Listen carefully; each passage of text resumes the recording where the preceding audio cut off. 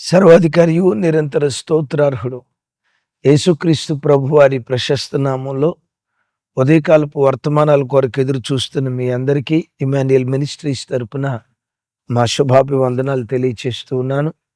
క్రీస్తునందు మాకు అత్యంత ప్రియమైన దైవ జనాంగమా, ఎలా ఉన్నారు? ఈరోజు అరుణోదయపు దినాలు లేచి ప్రార్థించుకున్నారా? కనీసం 2-3 అధ్యాయులైన దేవుని వాక్యాన్ని చదువుకున్నారా?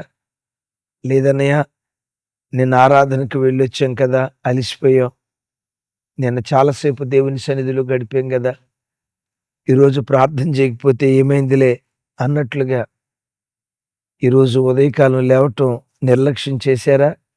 లేదు సుమి. ఏనాటి మన్నా ఆనాడే ఏరుకోవాలి, లేఖనాల్లో రాయబడి ఉంది కదా. నిన్నటి భక్తి ఈరోజు మనకు పరిశుద్ధత ఇవ్వలేదు, ఈనాటి భక్తి రేపు మనకు పరిశుద్ధత ఇవ్వలేదు. ఏనాటి భక్తి ఆనాడు మనం చేస్తూ ఏనాటి పరిశుద్ధతను ఆ దినమే మనం సంపాదించుకునే వారిగా దేవుని సన్నిధిలో బ్రతుకుదుంగాక. మన సెంట్రల్ మందిరంలో నుంచి చక్కటి వర్తమానాలు నిన్నటి దినం దేవుడు వినిపించారు. వినకపోతే తప్పకుండా విని ఆశీర్వదించబడగలరని ప్రేమతో మనవి చేస్తూ, ఈ దినం మరో దివ్యమైన సందేశం పరిశుద్ధాత్మ దేవుడు మన కొరకు సిద్ధపరిచారు.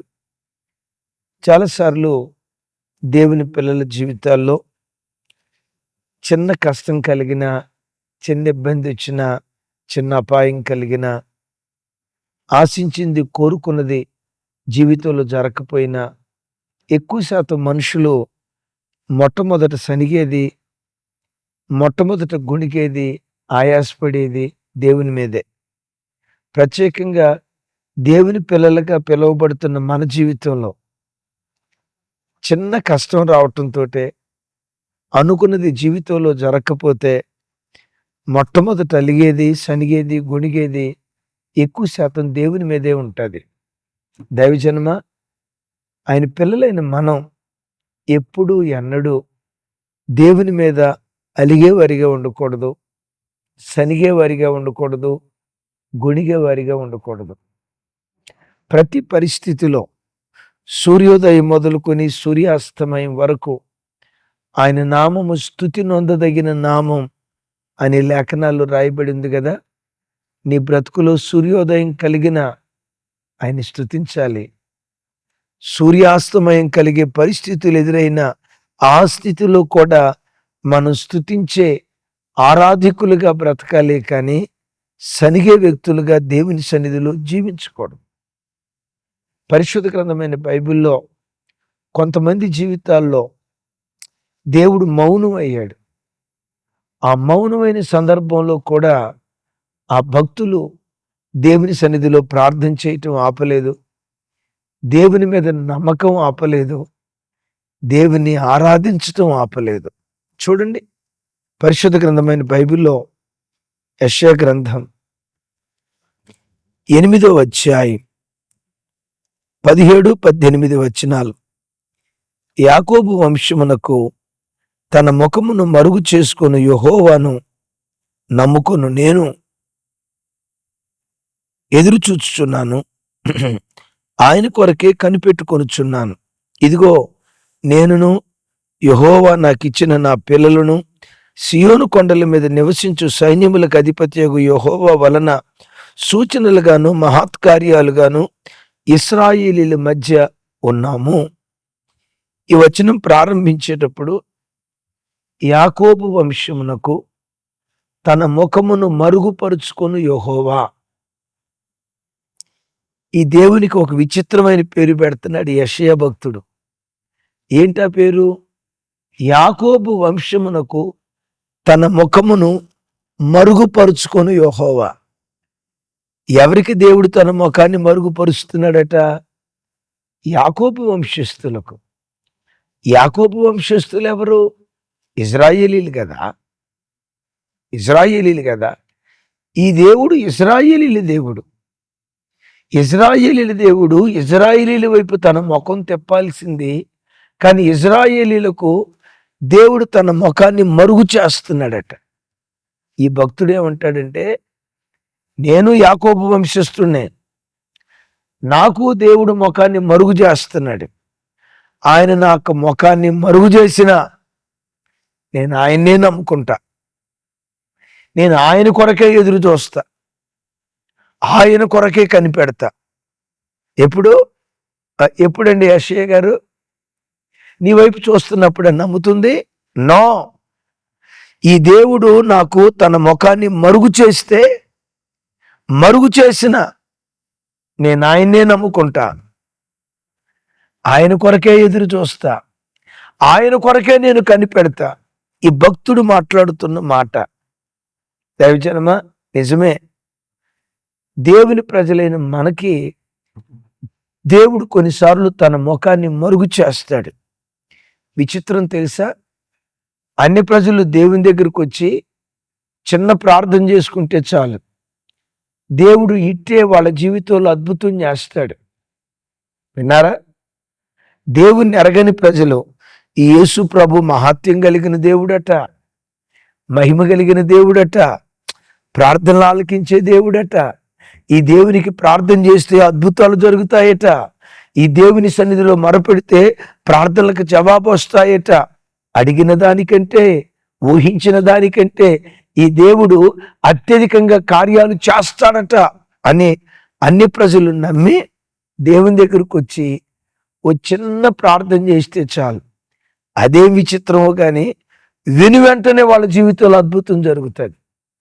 దైవజనమా, అన్ని జనుల జీవితాల్లో వెంటనే అద్భుతాలు జరిగినట్లుగా దేవుని పిల్లలైన మన జీవితాల్లో వెంటనే దేవుడు అద్భుతాలు చేయకపోగా కొన్ని సందర్భాలలో మనకు దేవుడు ముఖాన్ని మరుగుపరుస్తాడు. నిజమే, అన్ని ప్రజల జీవితాల్లో దేవుడు వెంటనే ఎందుకు అద్భుతం చేస్తాడు? వాళ్ళను తన వైపు త్రిప్పుకోవటానికి, వాళ్ళ విశ్వాసం బలపడటానికి, ఈ యేసే నిజమైన దేవుడు అని ఆ ప్రజలు తెలుసుకోవటానికి, ఆ ప్రజలను ఏ విధం చేతనైనా ఆ చీకటి పొలిమేరల నుంచి విడిపించి నిర్దేవుళ్ళని ఆరాధించే ఆ భయంకరమైన ఆరాధన నుంచి వారికి విడుదలిచ్చి నిజదేవుణ్ణి ఆరాధించి ఆరాధికులుగా మార్చడానికి మహిమ కలిగిన కార్యాలు దేవుడు చేస్తాడు. మీకు తెలుసా, దేవుడు అబ్రహాముకు 10 మార్లు ప్రత్యక్షమై మాట్లాడాడు. కానీ విచిత్రం, మొట్టమొదటి ప్రత్యక్షత తను అన్యుడిగా ఉన్నప్పుడు మెసొపొతేమియాలో ప్రత్యక్షమయ్యాడు. బైబిల్ ఏమని రాస్తుందో తెలుసా? అక్కడ మహిమ కలిగిన దేవునిగా ప్రత్యక్షమయ్యాడట. చెప్పండి ఎలా? మహిమ గల దేవునిగా. నిజమే, ఒకప్పుడు మనము అన్యులవే కదా సార్, ఈ నిజదేవుని దగ్గరికి రాని వాళ్ళమే కదా సార్. అన్యులుగా మనం ఉన్న దినాల్లో ఈయన అద్భుతాలు చేస్తాడు, ఈయన మహిమ కలిగిన దేవుడు అని తెలుసుకొని మనం దేవుని నమ్ముకున్న తొలిటి దినాల్లో ఒక చిన్న ప్రార్థన చేస్తే వెంటనే కార్యం జరిగేది. ఒక్కరోజు ఉపవాసం ఉంటే నెల రోజులు ఉపవాస ప్రార్థనకి ఇచ్చే ఆశీర్వాదం ఇచ్చేవాడు. చిన్న విశ్వాసం పెట్టుకుంటే గొప్ప అద్భుతాలు జరిగాయి. ఇప్పుడు మీరు అంటారా, నా బాధ కూడా అదేనన్నా. ఆ రోజుల్లో కొంచెం విశ్వాసానికి గొప్ప కార్యాలు చేశాడు. ఇప్పుడు గొప్ప విశ్వాసం దేవుని పట్ల ఉన్నా ఎందుకో గొప్ప కార్యాలు జరగట్లేదు. మనసులో ఆయాసపడుతున్నావా తమ్ముడు, చెల్లి, ప్రీతల్లి? ఒకసారి నా వైపు చూడు. యెషయా భక్తుడు కూడా అంటాడు, యాకోబు వంశస్థులకు తన ముఖమును మరుగు చేసుకుని యెహోవా, ఆయన మరుగు చేసుకున్నాడు నిజమే, అయినా నేను ఆయన్నే నమ్ముకున్నా.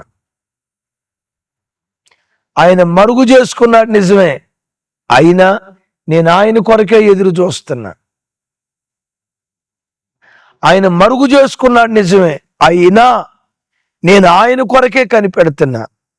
ఈరోజు వాక్యం వింటున్న క్రైస్తవ జనమా, నీకు దేవుడు ముఖాన్ని మరుగు చేసిన, గుండెలు బాదుకుంటూ ఏడ్చినా, రొమ్ము కొట్టుకుంటూ ప్రార్థించిన ప్రార్థనకు జవాబు రానందుకు సనగటం పరిష్కారం కాదు, గొణగటం పరిష్కారం కాదు.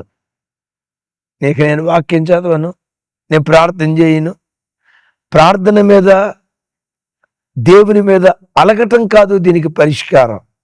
నువ్వు అనాల్సిన మాట, దేవా నాకు నువ్వు ముఖాన్ని మరుగు చేసిన నిన్నే నేను నమ్ముకుంటా. విశ్వసించువాడు సిగ్గుపడడం. వినారు ఈ మాట? ఆయన తన ముఖాన్ని మరుగుపరిచిన నేను ఆయన్నే నమ్ముకుంటా అను ఈ మాట. నా ప్రార్థనకు జవాబిచ్చినా ఇవ్వకపోయినా నిన్నే నమ్ముకుంటానయ్యా. నన్ను ఆశీర్వదించినా ఆశీర్వదించకపోయినా నిన్నే నమ్ముకుంటానయ్యా. నన్ను హెచ్చించినా హెచ్చించకపోయినా ప్రాణం పోయి ఆఖరి క్షణం వరకు నిన్ను నమ్ముకొనే బ్రతుకుతానయ్యా అని మాట అనగలవా? నేను ఆయన్నే నమ్ముకుంటా, ఆయన కొరకే ఎదురు చూస్తా, ఆయన కొరకే కనిపెడతా. ఇప్పుడు యెషయి ఇలాగే బ్రతుకుతా అని తీర్మానం చేసుకున్నాడే. ఇక్కడ యెషయిని దేవుడు విడిచిపెట్టాడా?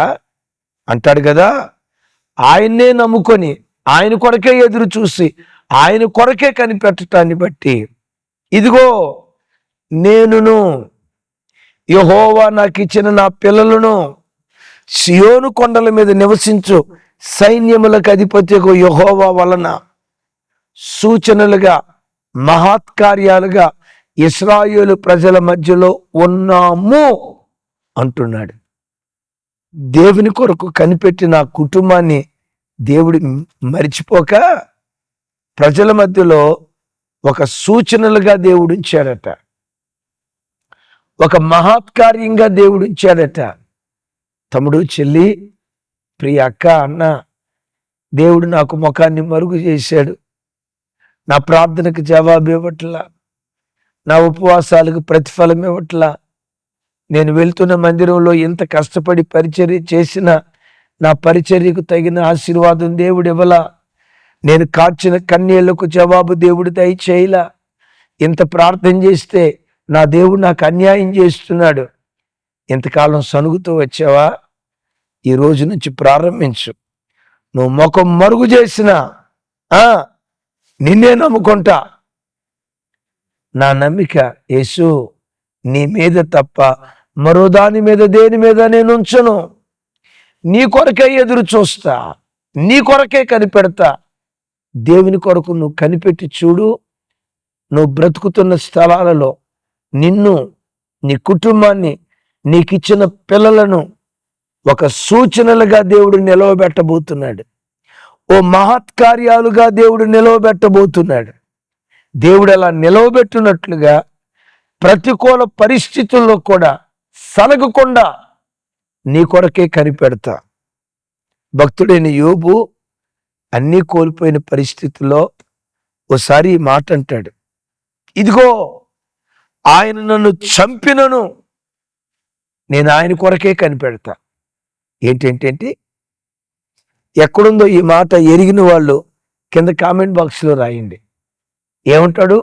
ఇదిగో రోగం ఇచ్చమే కాదు, ఆస్తిని పోగొట్టాడే, ఆస్తిని పోగొట్టడమే కాదు, నా పిల్లల ప్రాణం పోయిందే, నా పిల్లల ప్రాణం పోవటమే కాదు, అపర కుబేరుడిగా ఉన్న నేను ఈరోజు అత్యంత దరిద్రుడిగా మారిపోయానే, దారిద్రత రావటమే కాదు, చివరికి ఆయన నన్ను చంపినా నేను ఆయన కొరకే కనిపెడతా.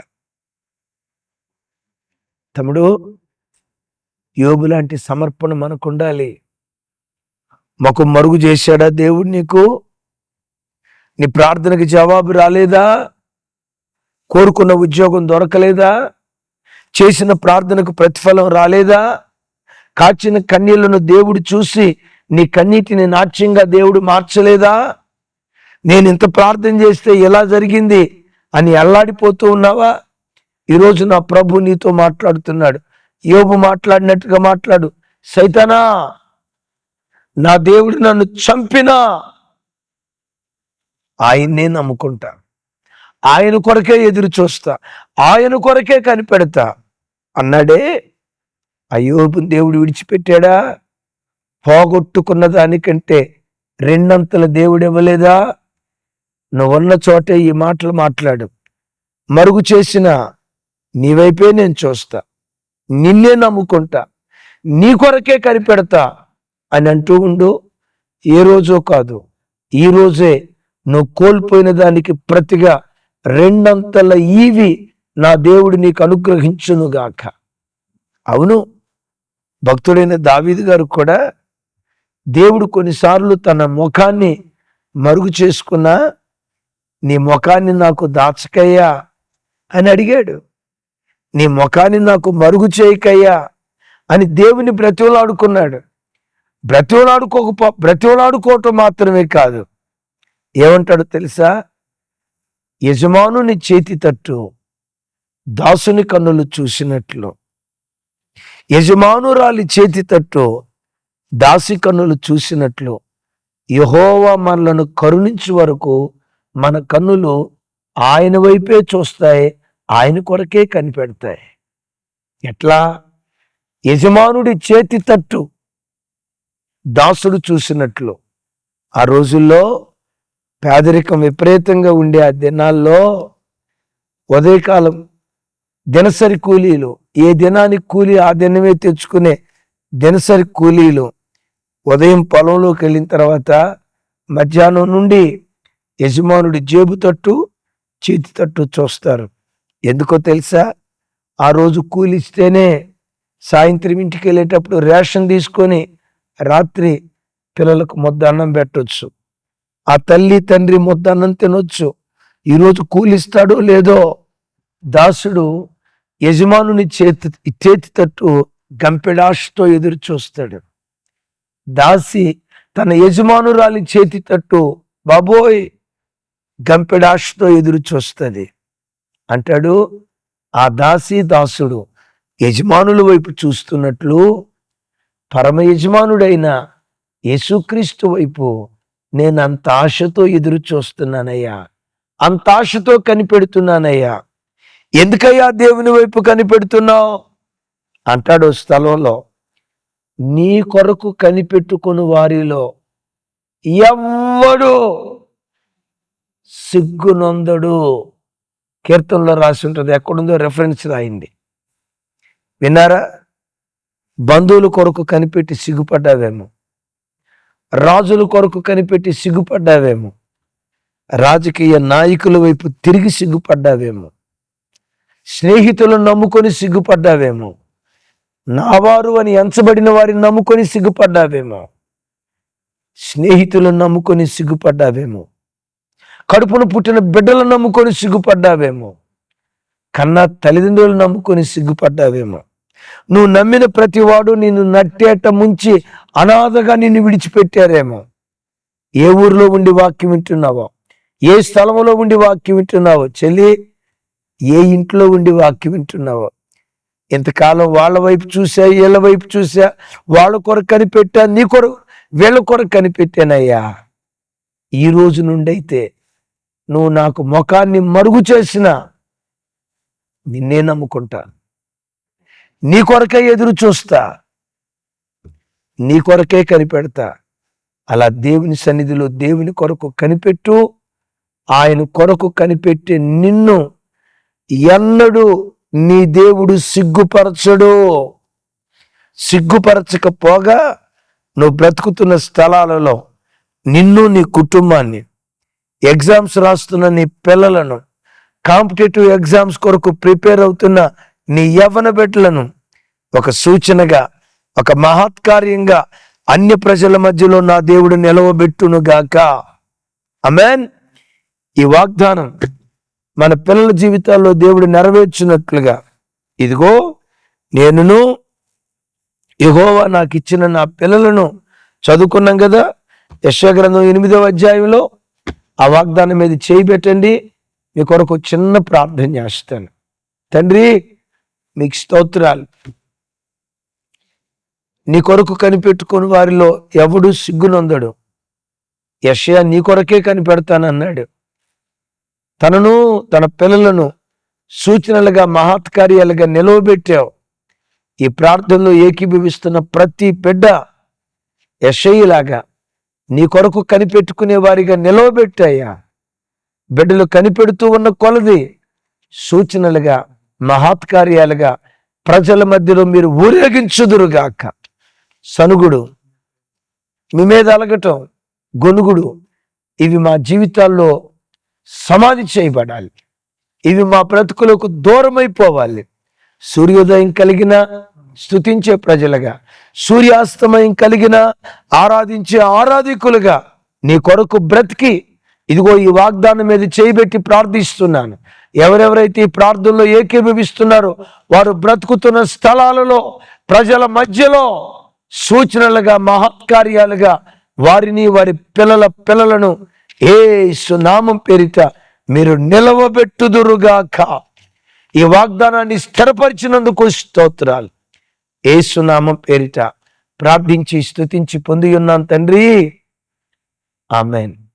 తండ్రి అయిన దేవుని ప్రేమ, కుమారుడైన యేసుక్రీస్తు వారి దివ్యకృప, పరిశుద్ధాత్మ దేవుని సహవాసం మనకు సకల పరిశుద్ధులకు సదా తోడయుండి నడిపించునుగాక.